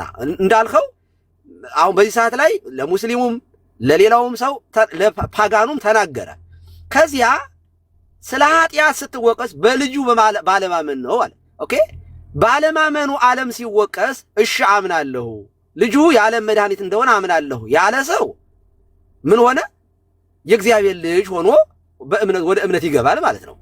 አይ አልፈልግም የመንፈስ ቅዱስን ወቀሳ ሪጀክታ ያደረገ ሰው ራሱ ነው ፈቃዱን ተጠቅሞ እዛው ባለማመን ውስጥ ይቀራል፣ ይፈረድበታል። እዚህ ጋር የእግዚአብሔር ፍትህ የሚሰራው ይሄ ነው። አሁን በቃ ይሄ ገባ። እኔን ደግሞ የኔን ሐሳብ ይስሙኛል በደንብ ለሰማ ፈልጌ ጊዜ ሰጥቼ ስለሰማው ማለት ነው። አሁን እርሶ በነገሩ ሎጂክ በሁለት ሰዎች መካከል አንደኛው ወሰነ፣ አንደኛው አልወሰነም። የወሰነበት ምክንያት ሁለቱም አንድ አይነት ነገር ተደረገላቸው፣ አንደኛው በራሱ ወሰነ። ስለዚህ ለእርሶ ደህንነትን በተመለከተ አልቲሜትሊ ሳልቬሽን በሰዎች እጅ ላይ ያልቃል ማለት ነው። በሁለቱ ሰዎች እጅ ላይ ነው የሚያልቀው። ለምንድን ነው በሰው ልጆች ላይ የሚያልቀው? በሰውየው እጅ ላይ ነው የሚያልቀው። ምክንያቱም ሰውየው ካልወሰነ ያኛውም የጠፋው በራሱ ምክንያቱ የሚዳነው በራሱ ምክንያቱ። አንድ ነገር ልጠይቅህ። አንድ ቤት ሄድክ እና እንጀራ ቀረበልህ፣ እጅህን ታጠብክ፣ እንጀራ ቀረበልህ የምትበላውን። ከዚያ የምትበላውን ካቀረበልህ በኋላ አንተ መብላትና አለመብላት እንጀራው በሙሉ የኔ ነው እንድትል ያደርጋል እንዴ? እንጀራውን እኮ አቀረበልህ እኮ የምትበላውን ነገር ሰጠህ። ስለዚህ እግዚአብሔር የምትድንበትን ነገር አቅርቦልህ መጨረሻው የምግብ አሁን ባሉት ምሳሌ ራሱ ቢሄዱ መጨረሻው ያ እግዚአብሔር ያቀረበው እግዚአብሔር የሰጠው የክርስቶስ ኢየሱስ ስጋም ለሕይወትም ሞትም ፍጻሜ እውነት የሚሆነው በሰው ነው። እሱማ ከመጀመሪያውም እኮ ይኸውልህ ዕፀ በለስንም ሲሰጠው ያ ህግ እኮ አለ እኮ። ለምሳሌ ጌታ ኢየሱስ ክርስቶስ መታዘዝ ግድ ነው፣ ግዴታ ነው። መታዘዝ አለ። ቆይ ጌታ ኢየሱስ ክርስቶስ ለዓለም ሞቶ ዓለም ሁሉ ላይድን ይችላል ብለው ያምናሉ? እሱ ማለት ምን ማለት ነው? በውሳኔ ይችላል። ለምሳሌ ሁላችንም ባንወስን የጌታ ኢየሱስ ክርስቶስ ደም ፈሶ መንፈስ ቅዱስ በምድር ላይ መጥቶ አብ ዓለማትን ከመፍጠሩ በፊት ሰዎችን ለማዳን በልጁ በክርስቶስ ኢየሱስ ወስኖ ልጁን ልኮት በሰዎች ውሳኔ ላይ ብቻ ተመርኩቶ በመጨረሻ ሁለት ሰዎች በሚወስኑት ውሳኔ ምክንያት ሁሉም ሰው እግዚአብሔርን አልፈልግም ብሎ ቢል የጌታችን ኢየሱስ ክርስቶስ ስራ ሰውን ሳያድን ይቀራል። ለአክቹዋል ኃጢአት አልተቆሰም ብለው ነው የሚያምኑት። ደሙ ለእውነተኛ አይደለም። እሱ ልመልስ ግድ የለም። አሁን አንተ አሁን ይሄ ጥያቄ በፍጹም የማይመለከተ ነው። ምክንያቱም እግዚአብሔር አንኮንዲሽናል ኢሌክሽን ይኸው ለምን መሰለህ? አንተ እኮ መጀመሪያ ልመልስልህ ነው። ትክክል ልመልስልህ። እኔማ ምነው ልንገርህ። እሺ እዚህ ላይ ለምሳሌ በብሉይ ኪዳን የነበሩ ሰዎች በብሉይ ኪዳን የነበሩ ሰዎች አሕዛብም ይሆኑ ሕዝብ የተባሉት እግዚአብሔርን የመፈለግ ዝንባሌ ሁሉም ላይ አለ። አብርሃም ከጣዖት ቤት ሲመጣ ባለው ዝንባሌ ነው፣ በነበረው እግዚአብሔርን የመፈለግ ዝንባሌ እንደመጣ እናውቃለን። ሌሎቹም እንደዚህ የመጡ አሉ። የእምነት አባት እንኳ አብርሃም እንዲህ ባለ ሁኔታ ነው የመጣው። አሕዛብም ላይ አለ የመፈለግ እግዚአብሔርን የመፈለግ ዝንባሌያቸው ስላለ አምላክ የሚሉት ፈልገው ጣዖት ያመልኩ ነበር። ይሄ የሚያሳየው ራሱ ተፈጥሯቸው አምላክን የመፈለግ ዝንባሌያቸው አለመወሰዱን ነው የሚያሳየው። አየህ? እሺ አሁን ቆይ ግን ጽድቅን መፈጸም ልጨርስልህ። ጥያቄ ሌላ ርዕሰ ጉዳይ አይደለም። ልጨርስልህ ሰዎች እንዴት ነው? እኔ ለጠየኩት ጥያቄ መልስ ጠይቀኝ። ዓለሙ አልዳንም አይድንም ብለህ ታምናለህ ብለህ ጠይቀህ ልመልስልህ ስል ማለት ይገባህ። ለምን መሰሎት አባ እኔ የሄዱበት አካሄድ ሲምፕል ጥያቄ ነው የጠየቁት። እግዚአብሔር ይቅርታ ትክክልዬ በሰዎች ውሳኔ የእግዚአብሔር የማዳን ስራ ላይፈጸም ይችላል ወይስ አይችልም? ምክንያቱም እርሶ የሚያምኑት ፍጹም የሰው ፈቃድ ነው የእግዚአብሔርን ስራ አይወስንም።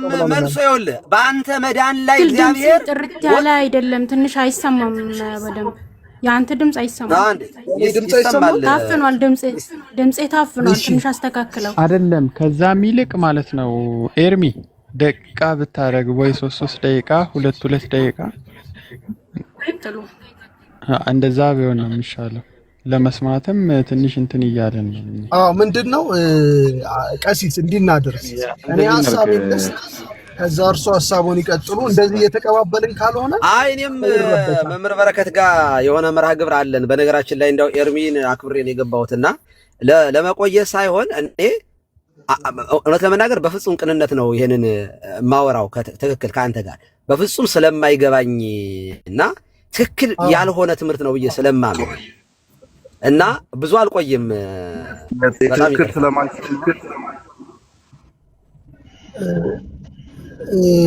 አማን ድምጽን ሰማው ለምን ምንድነው ስለማይሰማ እኔ ወሬያችሁን ስለሰማው ከኔ ጋር እንቀጥል። በቃ የቆዩትን ያክል ከኔ ጋር እንቆይ።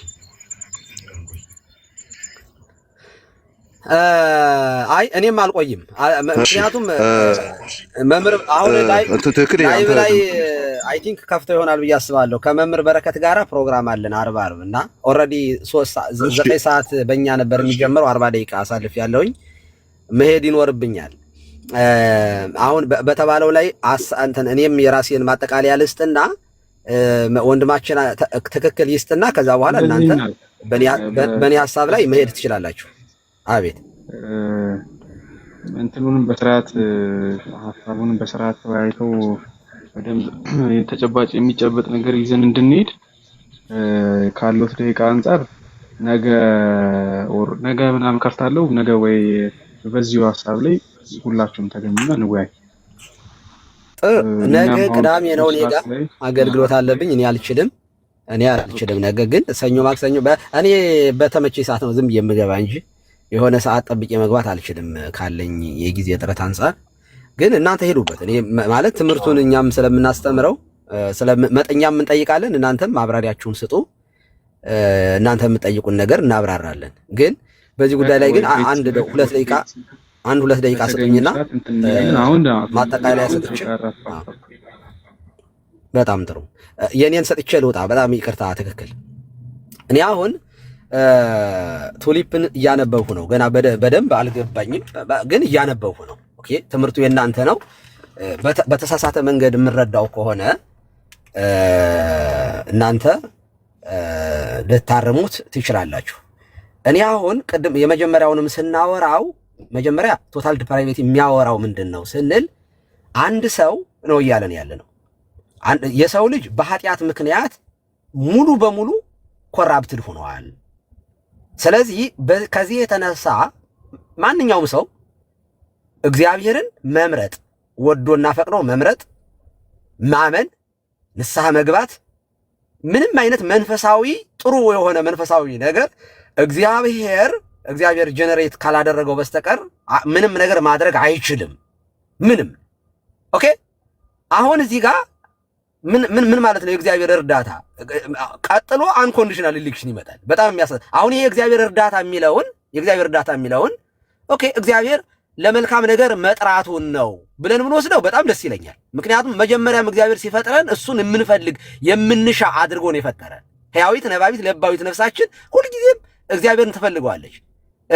ከማያፈቅር ሀየለ ሀባን ከተማያት ከማውታ ፈቅር ነፍሴ በእግዚአብሔር ብሏል ዳዊትም።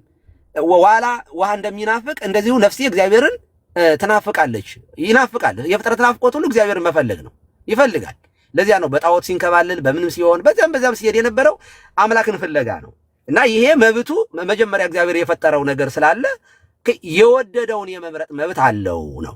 እዚህ ጋር አትችሉም ነው የሚለን፣ ኖ እንችላለን ነው እያልኩ ያለሁት። አንኮንዲሽናል ኤሌክሽንም የሚያሳየው ቢፎር ክሪኤሽን ከፍጥረት በፊት እግዚአብሔር የተወሰኑ ሰዎች የሚድኑትን ሰዎች መርጧል የሚል ነው። ኦኬ፣ መርጧል የሚል ነው። ለመዳንም ለመጽደቅም እግዚአብሔር ለመዳን ከዚያ ለነዚህ አስቀድሞ እግዚአብሔር ለመረጣቸው ሰዎች ደግሞ ሊሚትድ አቶኖመንት ይመጣል። ለነዚህ ሰዎች ነው ክርስቶስ የሞተ የሚል ነው። ይሄ ኮምፕሊትሊ በጣም የሚጨንቅ ነገር ነው። እኔ ሙሉ ላብራራው አልችልም። እኔ ግን ማምነው እግዚአብሔር ኦኬ ሙሉ በሙሉ ነፃ ነን አይደለንም። ሙሉ በሙሉ አይደለንም። ለምን? ከደህንነት አንጻር ግን ሙሉ በሙሉ ነፃ ነን። ከፍጥረት አንጻር እግዚአብሔር ፈጣሪ ነው። እኔን ሲፈጥረኝ በእኔ ፈቃድ አልፈጠረኝም። ሲሄድም በሱ ፈቃድ ነው የሚሄደው። ይሄ ሙሉ በሙሉ የእግዚአብሔር ሉዓላዊነት ነው፣ የእግዚአብሔር ስልጣን ነው፣ የፈጣሪ መብት ነው። ግን ደህንነቴን ከማጣትና ካለማጣት ጉዳይ ግን ሙሉ በሙሉ ነፃ ፈቃድ አለኝ። እኔ እግዚአብሔር ነፃ አድርጎ ቹዝ ዘ ቤስት ዋን ብሎኛል። በቃ የወደድከው እሳትና ውሃን አቅርቤልሃለሁ፣ እጅን ወደ ፈለከው ጨምር ነው። ቤልሆር አለ፣ ክርስቶስ አለ፣ ቤተ ጣዖት አለ፣ ቤተ መቅደስ አለ። የመምረጥ መብቱ እኔ ላይ ነው የወደቀው። ወንጌል ሰማለሁ፣ የምድንበትን መንገድ ዘርግቶልኛል። ከወደድኩ በዚያ መንገድ ከሄድኩኝ በእኔ በቀር ወደ አብ የሚመጣ የለም ብሏል። ኦኬ፣ ከሄድኩበት እሱ ጋር ደርሳለሁ። ካልሄድኩበት ግን የመምረጥ መብቴ የኔ ስለሆነ በዚያ መብቴ ባለመጠመቀሜ ይፈረድብኛል ነው። ፍርዱ ራሱ የሚመጣው ከመታዘዝና ካለመታዘዝ፣ ጥሪውን ከመቀበልና ካለመቀበል አንጻር ነው ብዬ አምናለሁ እንጂ እግዚአብሔር አስቀድሞ ቀድሮብን ምን ማድረግ አትችልም፣ ምን ማድረግ እችላለሁ በሚል የሰው ልጅ ራሱን ነፃ አድርጎ እግዚአብሔርን ሙሉ በሙሉ ተጠያቂ አድርጎ ሲኦልም ከገባ በእግዚአብሔር እንትን ነው፣ ገነትም ከገባ የሚል ትምህርት ትክክል አይመስለኝም ለማለት ነው። ሚስኮት አድርጊያችሁ ከሆነ አም ሶሪ የገባኝ እና ያወራሁት ጓዳትንዋ እኔ ማጠቃለያ ልስጥ፣ የእኛን ሰምቶ ይወርዳሉ። እሺ ቴንክ ዩ ስለማለት ነው። ቀሲስ 2 ደቂቃ ስለሰጡት 2 ደቂቃ ማን ሲያጠቃልል ባይወጡ መልካም ነው ከቻሉ ማለት እንዴ። ነገ ስጠይቅ ምን ይዤ ልጠይቅ? አሁን እሱን ሰምቼ አይደለ ነገ የምገባው ላይቭ ስገባ ቆይ ወይም ነገ እናንተን ስሞግት እናንተን ሰምቼ ነው። ስለዚህ ተምሬ ነው መሞግታችሁ። አዳምጠዋለሁ። ቀጥል አማን። ጥሩ ኤርሚያ፣ አንደኛ ካውንት ዳውኑ የሱ አልቆ የሳቸው አልቆ ቀጥለውበታል ከ2 ደቂቃ በላይ ማለት ነው። ኤኒዌይስ ልቀጥል። ቀሲስ ዛሬ ባወሩት ነገር አንደኛ የራሳቸውን እምነት ጭምር ነው አፈር ከድሜ ያስጋጡት። ከ3 ወር 4 ወር በፊት ታስታውሳላችሁ ከናኬ ጋር እልህ አስጨራሽ የሆነ ዲቤት ነበራቸው። እሱን ደግሞ አሁን ዳባ ልበስ ብለው ነው በዚህ በኩል እየቀጠሉ ያሉት። ስለ ነጻ ፈቃድ እንደዚህ በቃ ማለት ቆፍጠን ብለው እንትን ሲሉ ሲናገሩ የምር ሙሉ በሙሉ የሚያምኑ ነው የሚመስሉት፣ ግን እንደማያምኑ ልንገራችሁ። የኔን ቪዲዮ አጋፔ አዘጋጅ መጽሐፉን ስላልያዝኩ የጸሎት መጽሐፍ ላይም ስላለ ማለት ነው ፕሪዴስቲኔሽን ስለተቀመጠ። ኦኬ ምን ብለው ነበር ሲከራከሩ የነበሩት? በመስቀሉ ስራ ቀሲስን ነው ኮት እያረኩ ያሉት። ወይዘ ቀሲስ ከኔ አጠገብ ያለውን ማለት ነው ኮት እያረኩ ያሉት እሳቸው ነው። በመስቀሉ ስራ ዓለም ሁሉ ድኗል ዲስፓይት ዴር ፌስ እምነትን ባላማከለ መልኩ እና ምን እያሉ ነበር ሲከራከሩ የነበሩት? ካልተቀበለ የክርስቶስ ስራ ለአማኙ ለወንጌሉ ላልደረሰው ሰው ምንም ጥቅም የለውም የሚል ነገር ሲናገሩ፣ ቀሲስ ደግሞ ሲከራከሩ የነበሩት አመነም አላመነም ያንን ሳያማክል መስቀሉ ያንን መርገም አስወግዷል፣ በአዳም ማንም የሚጠየቅ የለም ሲሉ ነበር። ነጻ ፈቃድ የት ነው ያለሽው ብለን እንጠይቃለን። ኦኬ ጥሩምባ ይዘን እንወጣለን። የቀሲስ ዲበኩሉ ነጻ ፈቃድ የት ነው ያለሽው? የለችም። የጸሎት መጽሐፍ ላይ እኔ ቪዲዮ ሰርቼበታለሁ፣ ታች ወርዳችሁ መፈለግ ትችላላችሁ። ሰርቼበታለሁ። እዛ ላይ ምን የሚል አለ? ማርያምን ልጇ ኢየሱስ ክርስቶስ ያስጎበኛል ማለት ነው ሲኦልንና መንግስተ ሰማያትን ምናምን። እነዚህ እነማን ናቸው ብላ ትጠይቃለች። ስትጠይቅ ምን ብሎ ይመልሳል? እነዚህ በወርቃማ አምድ ላይ ተጻፉና ሌላ ነገር ላይ ተጻፉ ማለት ነው። እነማን ናቸው ብላ ስትጠይቅ እነዚህ ዓለም ሳይፈጠር ለዚህ ጥፋት የተጻፉ ራእየ ማርያም የተጻፉ ናቸው ብሎ ኢየሱስ ይመልስለት እናያለን እዛ መጽሐፍ ላይ። መች ሲባል አዳም ሳይፈጠር፣ መች መልካሙና ክፉን ሳያደርጉ ራእየ ማርያምን ጭምር ክዶ ነው እዚህ ጋር ቀሲስ ዲበኩሉ ካልቪኒዝምን እየተቻለው ማለት ነው። ሶ ቅድም ሲጠቅሷቸው የነበሩ መጽሐፍ ቅዱሳዊ ቃላትን ታስታውሱ ከሆነ ለምሳሌ ምረጡ ብሏል፣ እሳትና ውሃ አዘጋጅቻለሁ። ለማን ነው እየቀረበ ያለው? ለአሕዛብ ነው ወይ እየቀረበ ያለው? አይደለም። ለማን? ኦልሬዲ ለተመረጠው ለእስራኤል ሕዝብ ነው ሲነገር የነበረው። ኦኬ ሲነገር የነበረው። ስለዚህ አናሎጂው መምጣት ያለበት ሰዎች ባሉበት ናቹራል ኮንዲሽን ውስጥ እግዚአብሔርን መምረጥ ይችላሉ የሚለው አርጊውመንት ከድነት ውጪ አዎ ሊሚትር ነው ዊላችን አሉ። ሰምታችሁ ከሆነ ከድነት ውጪ ፈቃዳችን ነፃ ነው አሉ። መጽሐፍ ቅዱስ ግን ጳውሎስን እስቲ እንጠይቀው። ሮሜ ምዕራፍ 3 ቁጥር 10 ላይ ምን ይላል? አንድስ እንኳን እግዚአብሔርን የሚፈልግ የለም። ቀሲስስ ምን ይላሉ? ድነትን በተመለከተ ግን እንፈልጋለን። ቀሲስን እንመነው ወይስ ጳውሎስን እንመነው? ኦኬ ቀሲስን እንመን ጳውሎስን እንመን? ሐዋርያት ሥራ ምዕራፍ 13 ቁጥር 46 ላይ አሕዛብም ሰምተው ደስ አላቸው፣ የእግዚአብሔርንም ቃል አከበሩ፣ ለዘላለም ሕይወት የተመረጡ ሁሉ አመኑ ይላል። ለዘላለም ሕይወት የተመረጡ those who were ordained to eternal life believed ነው የሚለው። የተመረጡት አመኑ ነው የሚለው። አይ እንደዛ ሚል ከሌለ እንዴት እናረጋለን? አለ ቃሉም ይላል። እርሶም እንደዛው ነው የሚያምኑ። ሲያምኑ ለምን? ፈቃድን ባላማከለ መልኩ የመስቀሉ ስራ የሰው ልጅ ሁሉ መርገም አስወግዷል፣ እዳ ፍዳ የለም ብሎ ስለሚያምኑ። እንደዛ የሚባል ግን ክርስቲያናዊ አስተምሮ የለም። በወንድሞች እንኳን ሶሪ እንግዲህ በየማሉ ቃላት እያመለጡኝ ነው። በወንድሞች እንኳን ምን ሲባል ነበር? ይሄ ክርስትና ትምህርት አይደለም ሲባል ነበር። ዛሬ በዚህ መልክ ለመተቸት እንዴት እንደው ድፍረቱ እንደመጣ በጣም ግራ ነው የሚገባኝ። ኦኬ ግራ ነው የሚገባኝ። ስለዚህ መንፈስ ቅዱስ በኃጢአተኛው ሰው ህይወት ውስጥ ይመጣና ቅድም የጠቀሱት ጥቅስ ማለት ነው ስለ ኃጢአት፣ ስለ ጽድቅና ስለ ፍርድ ዓለምን ይወቅሳል ተባለ። ስለ ኃጢአት ታዲያ ከድነት ጋር የሚገናኝ አይደለም ወይ? ኦኬ ስለ ኃጢአት ማለት እኮ ከድነት ጋር የሚገናኝ ነው። ድነትን በተመለከተ ግን ነፃ ነን አሉ። ነፃ ከሆነ ለምንድነው መንፈስ ቅዱስ ስለ ኃጢአትን በተመለከተ እኛን የሚወቅሰን? ድነትን ይመለከታል ማለት ነው። ለዘላለም ሕይወት የተመረጡ those who are ordained or elected by God for eternal life believed ነው የሚለው ሐዋርያት ሥራ ምዕራፍ 13 ቁጥር 48 ላይ ማለት ነው። ከ46 ጀምሮ ማየት ትችላላችሁ። ስለዚህ ቀሲስ ነገ የሚገቡን ከሆነ ኦር ቤት ከከፈቱን እንመጣለን። ሁሉም ቪዲዮ ከዚህ በፊት ሲያወሩ የነበሩት እጃችን ላይ ስላለ ማለት ነው። ለነፃ ፈቃድ መሟገት የሚያስችል ቴዎሎጂ የለውም እርሱ። ኦኬ ለነፃ ፈቃድ መሟገት የሚያስችል ቴዎሎጂ የለውም። ለምን? ዩኒቨርሳሊስት የሆነ ቴዎሎጂ ስላላችሁ ማለት ነው። በተለይ ቀሲስ እርሶን ቡክዬ ነው ማወራው። ዩኒቨርሳሊስት የሆነ መላለሙ ድኗል በክርስቶስ ኢየሱስ ብለው ስለሚያምኑ የት አለ ነፃ ፍቃድ? የት ነው ያለሽው ብለን እንጠይቃለን ማለት ነው። የለም በእርሶ ቴዎሎጂ መሰረት። የራእየ ማርያሙን ደግሞ ጨምሬ ነገ ቀጥልበታለሁ። ኮንሲስተንሲ ቢኖር ግን ጥሩ ነው። ቴዎሎጂካል ዲቤት ስንሰራ ኮንሲስተንሲ ቢኖር እጅግ መልካም ነው። ምክንያቱም ኮንሲስተንት የሆነ ነገር እያወሩ ስላልሆነ ማለት ነው። ደቂቃ ያልቋል። ከላይ ያለው የምንቀጥልበት ይሆናል። ስለዚህ ነገ የሚገቡ ከሆነ ወይ በውስጥ የሚጻፉልኝ 6 ደቂቃ ነው ያወራው። 3ቱን እኔም ልጠቀምና አሁን ባወራው ነገር ላይ መጀመሪያ 2 አልቆ ከዛ 2 ይዣለሁ። 6 ነው ያወራው።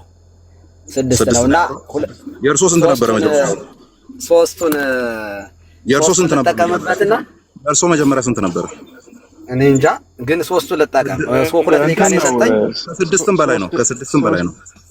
አሁን 3ቱን ልጠቀማቸውና ያዙልኝና አዎ የሆነ ማለት ቀጥላለሁ ክላሪቲ ብዬ ነው። አይ አንተማ ትቀጥላለህ። እኔ ስለ ከመውጣት በፊት ግን ያነሳው ማይወርዱም አንዴ እሺ፣ አንዴ በዚህ ደረጃ ማይወርዱ ከሆነ 10 ደቂቃ ማይወርዱ።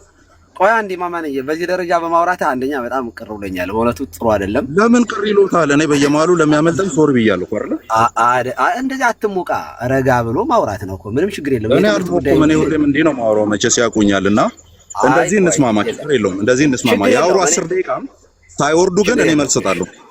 በቃ ቀጥሎ። አይ እኔን 10ውን 6 እሺ። አይ ቆይ ይበዛል። ችግር የለውም። አይ 3 ደቂቃ ጠቅልሉ። አንደኛ እኔ ያላልኩት ነው። ታንክ ዩ ቬሪ ማች። ይቀጥሉ። እኔ ሚውት አደርጋለሁ። እሺ፣ አንደኛ ያላልኩትን ነው። ሌሎችም ሰዎች እንደዚህ ሲሉ ሰምቻለሁ። በነገራችን ላይ እኔ እንደዚህ ያለ ዓለሙ ሁሉ ድኗል። ከዚህ በኋላ በአዳም የሚጠየቅ በአዳም የሚለው ትክክል ነው። ኦኬ፣ እኔ ያልኩት በብሉይ ኪዳን የነበሩ ሰዎች በክርስቶስ ቤዛነት ነፃ ወጥተዋል ነው። ኦኬ፣ በብሉይ ኪዳን ያልሁኝ እኔ በብሉይ ኪዳን የነበሩ ሰዎች ሁሉም ኃጢአት የሰሩትን ሰዎች ስለ ኃጢአታቸው ክርስቶስ ቤዛ ስለሆነ እግዚአብሔር አንድ ልጁን እስኪሰጥ ድረስ ዓለሙን በመውደዱ ዓለሙ ደግሞ ሕዝብም አሕዛብ በመሆኑ ለሕዝብም ለአሕዛብ ኃጢአተኞችን ልጠራ እንጂ ለጻድቃን አልመጣሁም ስላለ ለዚህ ሁሉ ሰው ክርስቶስ በመሞቱ በብሉይ ኪዳን የነበሩ ከክርስቶስ በፊት የነበሩ ሰዎች የሞቱት ሰዎች ነፃ ወጥተዋል። የሞቱት በክርስቶስ ዘመን ከክርስቶስ በፊት የሞቱት ሁሉ ነፃ ወጥተዋል ነው። በጣም ፕራውድ ነኝ በዚህ መጽሐፍ ቅዱሳዊ ነው። ምክንያቱም እነሆ የዓለሙን ሁሉ ኃጢአት የሚያስወግድ የእግዚአብሔር በግ ነው ተብሎ የተጻፈው ነው ያልሁኝ። ከዚያ በኋላ በሐዲስ ኪዳንስ ከተባለ በሐዲስ ኪዳን ሁሉም ሰው ነፃ ነው በፍጹም ብዬ አላቅም። በሐዲስ ኪዳን በእርግጥ በአዳም ኃጢአት የአዳም ፋይል ክርስቶስ ዋጋ የከፈለለት ሕዝብ የአዳም ፋይል እየተሳበ በአዳም ምክንያት መወቀስ መከሰስ የለም ቀርቷል። እሱ አሁን አንድ ሰው ወደ እግዚአብሔር መንግስት በእግዚአብሔር ፍርድ ፊት ቢቆም የአዳም ኃጢአት አለብህ መርገም አለብህ ምናምን ተብሎ ሳይሆን የሚጠየቀው በክርስቶስ በማመንና ባለማመን ነው የሚጠየቀው። እኔ ያልኩኝ የኔ ትምህርት ይሄ ነው። አያችሁ፣ በሐዲስ ኪዳን መዳንና አለመዳን ጽድቅና ፍርድ ከክርስቶስ የተነሳ ነው። የማይዘኑ ድንጋይ እርሱ ነው። ለብዙዎቹም ለመውደቃቸውም ለመነሳታቸውም ምክንያቱ እሱ ነው። የማምለጫውም ማለት እርሱ ነው። የመቀጥቀጫውም ማለት ኢየሱስ ክርስቶስ ነው። እሱ ነው። ስለዚህ እሱ ላይ በክርስቶስ የማያምን ሰው አሁን ይፈረድበታል። የሚፈረድበት በአዳም ኃጢአት ግን አይደለም፣ ባለማመኑ። ቅድም የጠቀስኩት ጥቅስ በልጁ ባለማመኑ መንፈስ ቅዱስ ይወቅሳል። ወንጌል ለዓለም ለፍጥረት ሁሉ ይሰበካል። ሰውየው እምቢ ካለ ግን ባለማመኑ ምክንያት መንፈስ ቅዱስን ሪጀክት በማድረጉ ምክንያት ይፈረድበታል ነው። ለምን? በክርስቶስ አለማመን ኃጢአት ነው። በክርስቶስ አለማመን ጨለማ ውስጥ መኖር ነው። በክርስቶስ አለማመን በድንግዝ ውስጥ በባዶ ውስጥ መኖር ስለሆነ ነው ያልሁኝ። ኦኬ፣ የሚያምኑትስ በክርስቶስ የሚያምኑ ሰዎች በክርስቶስ ክርስቲያን የተባሉ ሰዎች የእግዚአብሔር ልጆች የሆኑ ዘንድ ስልጣን የተሰጣቸው ናቸው። እነዚህ ይድናሉ ነው። ስለዚህ በብሉይ ኪዳን አሁን በአሁኑ ሰዓት ላይ ሙስሊም ሁሉ ድኗል። ክርስቶስ ስለሌላቸው አይድኑም። ግን ሙስሊም የሚጠየቀው አሁን ወደፊት ቢሞትም አንድ ሙስሊም የሚጠየቀው በአዳም ፋይል ነው አይደለም። የአዳምን ፋይልማ ክርስቶስ ዘግቶታል። እንዲያውም የሚጠየቁት ዕዳ አለባቸው። ክርስቶስ ሞቶላቸው የአዳምን ዕዳ በአዳም የመጣውን ነገር በሙሉ አስወግዶላቸው እነሱ ግን ባለማመናቸው ያንን ባለማድረጋቸው ሙስሊም በክርስቶስ ስለማያምን ይፈረድበታል። ኦኬ፣ በብሉይ ኪዳን በተዘጋ ፋይል ግን አይጠየቁም ነው። ስለዚህ አሁን ላይ የአዳም ኃጢአት አለበት የሚባል ሰው አዳም የሚያስወቅሰው ሰው አሁን የለም። ዳግማዊ አዳም የሚያስወቅሰው ዳግማዊ አዳም ክርስቶስ የሚያስወቅሰው ሰው ግን አለ። ያመኑት ግን ይድኑበታል ነው ትምህርቱ። ይሄ ነው። በዚህ ደግሞ በጣም ፕራውድ ነኝ አማንዬ። ቴንክ ዩ ሶ ማች። ሰላም ዋሉልኝ። ሚስኮት እንዳታረግ ከዚህ በኋላ ሚስኮት እንዳታረግ። ሚስኮቱ ነገር በቪዲዮ ስለሚለቀቅ ችግር የለውም፣ ግን መውጣት አይችሉም። እሺ አንዴ ለመጠበቅ ከታች ያላችሁ ሰዎች መምህር በረከት ላይቭ መሆናቸውና አለመሆናቸውን ከታች ያላችሁ ሰዎች ንገሩኝ። ላይቭ ካልከፈቱ እቆያለሁኝ። ከከፈቱ ግን ግዴታ መሄድ አለብኝ። እውነት ነው። አይ ፕሮግራም ግን ተስማምተን ነው የጀመረው። 3 ደቂቃ ነው ይታገሱ። 3 ደቂቃ ተስማምተው ስለሆነ አሁን ደግሞ ይኸውልህ አማን ምን ያደርጋል መሰላችሁ? አማን ያላለኩትን እያለ እየቆሰቆሰ እንድቀጥል ያደርግልኝ ይፈልጋል። አዎ ሐሳብ ስለሆነ ምንም ማድረግ አንችልም። ለፌርነስ ቆይ እንዴ እግዚአብሔር አስቀድሞ የሚድኑትን ወስኗል። ምንም ምርጫ የለሽም ተቀድሮብሻል የሚል ትምህርት ይዛ አማንዬ ክርስቶስ ያለም ቤዛ አይደለም የሚል ትምህርት ይዞ እዚሁ እኔን ቁጭ አድርገው ሚስ ሪፕሬዘንት እያደረጉ ነው። አማን ይኸው መመረጥ እንደው ሸራ አይ ቀሲስ 3 ደቂቃ ይታገሱ። ለፌርነስ ግድ ነው። ተስማምተን የጀመርነው መስማት አለበት። ተስማምተውም ስለገቡ እሺ 3 ደቂቃ ላዳምጥሽ። እሺ 3 ደቂቃ ይኸው ከ56 ነው ቀጥልሽ። ሰጥቻለሁ። ግን ሪሱን አትልቀቅ። አንኮንዲሽናል ኢሌክሽንን አትልቀቅ። አለቀውም። እሺ የዓለም ቤዛ ነው የሚለው ስበከን እስኪ። የዓለም ቤዛ ነው ብለህ ስበከን።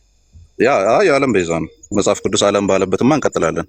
እሺ ሰምታችኋል እንግዲህ ሰው የሚጠየቀው ሙስሊም ይሁን ማንም የሚጠየቀው በአዳም ኃጢአት አይደለም አሉ። ይሄ የቤተ ክርስቲያኒቱ ኦፊሻል ትምህርት ነው ወይስ አይደለም የሚለውን ነገ ወንድሞቹ ይሄዱበታል፣ እኛ አንሄድበትም። ለምን? ሁሉም ከአዳም በታች ነው ብለው ስለሚያምኑ እና ኬም ሌሎችም ቪዲዮ ሲሰሩ ባኪን ፎርስ ያወሩ የነበሩት የሆነ ጊዜ ላይ ይሄን ስለሆነ ኦኬ ያ ሰው የሚፈረድበት ኦልሬዲ በዛ በጎሰቆለ ማንነቱ ስለነበረ ነው ስለተባለ ማለት ነው። ኦኬ ስለተባለ ስለዚህ በቀሲስ አስተምሮ መሰረት ሰው መዳኑን ወይም መርገም እንደተነሳለት አለማወቁ ነው ለፍርድ የሚያመጣው እንጂ ኦልሬዲ መርገም ተነስቶለታል ባያምንም ማለት ነው።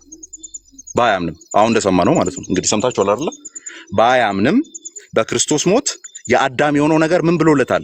ተነስቶለታል። ያንን አፊርማ ለማድረጉ ነው ቅጣት የሚዳርገው። ይሄ አሁን የክርስትና ትምህርት ነው ወይ ነው ጥያቄው? አይደለም። ሰዎች በክርስቶስ እስካላመኑ ድረስ በዚያ ውድቀት ውስጥና ድቀት ውስጥ አሉ። ይሄ ክርስትና ትምህርት ነው። ቀሲስ አሁን የተናገሩት ኢቭን የኦርቶዶክስ ትምህርት አይደለም። ሰዎች በክርስቶስ እስካላመኑ ድረስ በአዳም ኃጢአትም በገቢር ኃጢአትም በሁለቱም ይጠየቃሉ። ይህ የኦርቶዶክስ ትምህርት ነው። ነገ ላይ ወንድሞቹ ስለሚገቡበት ቁጭ ብዬ እጠብቃለሁ። ካልሆነ የእነሱን ዶክመንት ይዘን እንገባለን እኛም ደግሞ ድጋሚ ማለት ነው። ስለዚህ መርገሙ ሲነሳለት ይኸው ተመልከተው፣ ነፃ ፈቃድ የት ነሽ ምንለው ማለት ነው። ኦኬ መርገሙ ሲነሳለት እምነትን ያላማከለ ነው። ነፃ ፈቃድ የት ነሽ?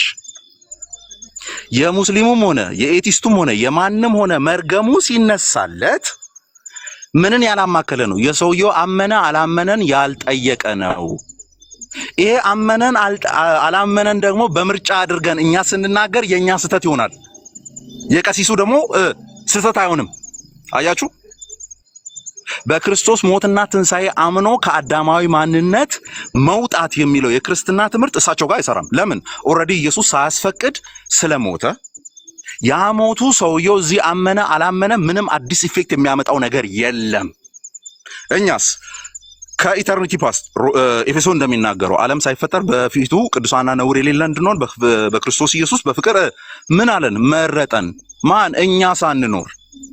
በቀሲስ ቴዎሎጂስ መስቀሉ ላይ ኤቲስትም ሆነ ሙስሊምም ሆነ ማንም ሆነ ኦኬ ሳያምን በአዳም እንዳይጠየቅ ኢየሱስ ያንን አስወግዷል።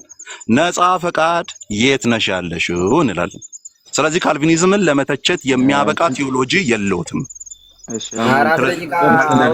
መልካም ቀን ልሰናበታችሁ። ለማንኛውም አንኮንዲሽናል ኢሌክሽን ክርስቶስ አስቀድሞ የሚድኑትን መርጦታል። ክርስቶስ የዓለም ቤዛ ነው። ዩኒቨርሳሊዝም የሚባል የተረገመ የስህተት ትምህርትን ይዘው በነገራችን ላይ አማን አሁን መዳንና ለመዳን ከራሱ አታውቀውም እኮ በአንተ ትምህርት አውቃለሁ። ይበቃል። መመረጥክንና ለመመረጥክን አማንዬ ሰላም ዋሉልኝ። አመሰግናለሁ ኤርሚዬ፣ አመሰግናለሁ። ሁላችሁንም አከብራችኋለሁ፣ ወዳችኋለሁ። ሰላም ዋሉልኝ። እሺ እሺ ቴንክ ዩ ቀሲስ። አሁን ትክክል ቀጥል። ይበቃኛል። አይ ቲንክ እንትን ቤት መዝጋት ይኖርብኛል። አማኒ ለምን መሰላችሁ አንድ ሀሳብ ልናገር 3 ሰዓት ላይ አኪ ቤት ኮንክሉዥኑን እሱ ይስጥ፣ እኔ የለሁበትም።